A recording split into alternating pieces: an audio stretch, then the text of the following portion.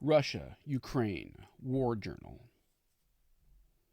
It's been 2 years since Russia invaded Ukraine.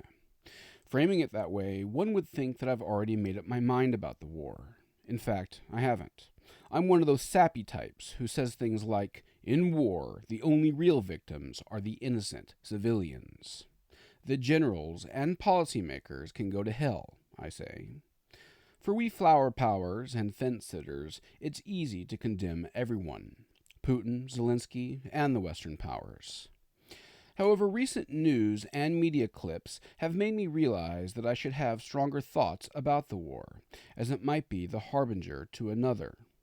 That next war could be worldwide, leaving many of us as dust, and the remainder radioactive. A mushroom cloud can certainly put things into perspective.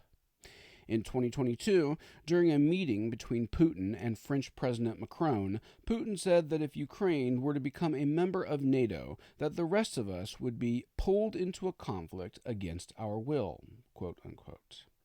That clip is now recycling on Elon's platform.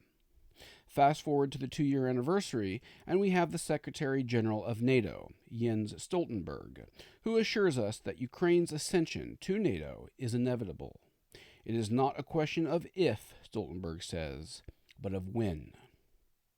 Then we have Zelensky, who, for the first time since the war started, gave a death total. 31,000 Ukrainians have lost their lives. Googling up Russia's death rate, we find conflicting figures.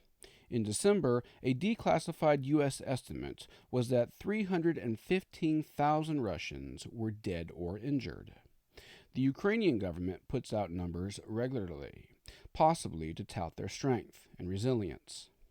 According to them, as of March 2024, 414,680 Russians have been killed.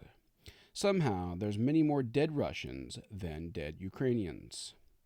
Finally, we have President Biden giving his very last State of the Union address before the election. My message to Putin is simple, Biden said. We will not walk away. We will not bow down. I will not back down. History, the president assured, is watching.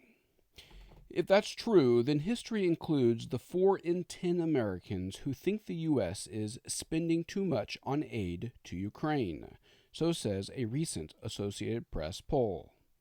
Those taxpayers will also remember that they'll likely be disparaged as Putin puppets.